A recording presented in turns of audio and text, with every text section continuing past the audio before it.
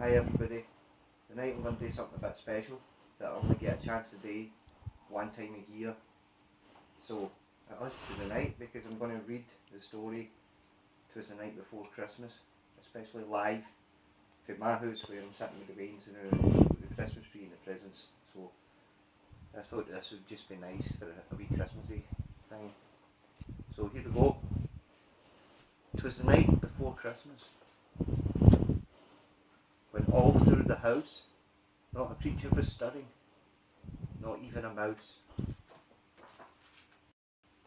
The stockings were hung by the chimney with care, in hopes that St. Nicholas soon would be there. The children were nestled all snug in their beds, while visions of sugar plums danced in their heads.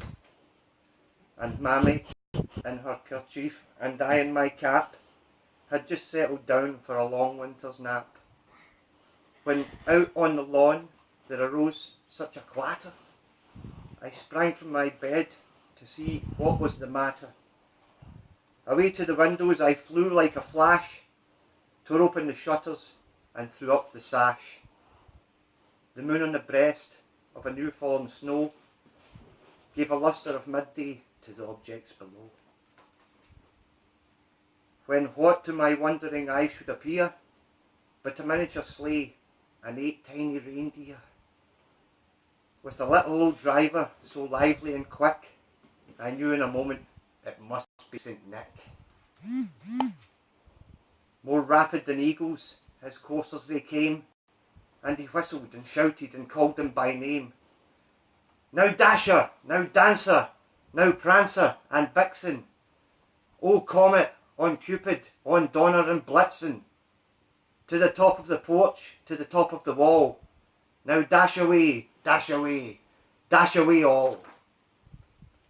As dry leaves that before the wild hurricane fly, when they meet with an obstacle, mount to the sky, so up to the housetop the coursers they flew, with a sleigh full of toys, St. Nicholas too. And then in a twinkling I heard on the roof the prancing and pawing of each little hoof. As I drew in my head and was turning around, down the chimney St. Nicholas came with a bound.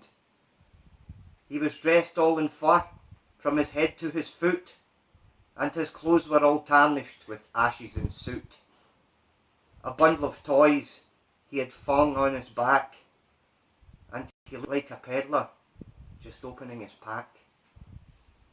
His eyes, how they twinkled, his dimples so merry, his cheeks were like roses, his nose like a cherry.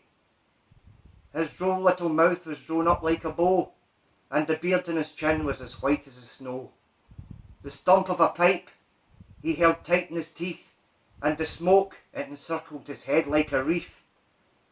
He had a broad face and a round little belly that shook when he laughed like a bowl full of jelly. He was chubby and plump, a right jolly old elf, and I laughed when I saw him, in spite of myself.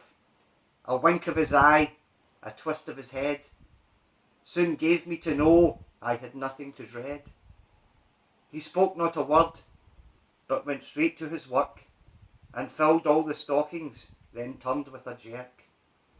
And laying his finger aside of his nose, he gave a nod.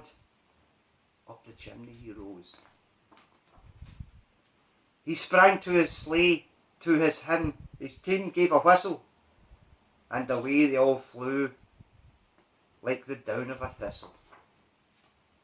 But I heard them exclaim, as he drove out of sight, Happy Christmas to all, and to all a good night.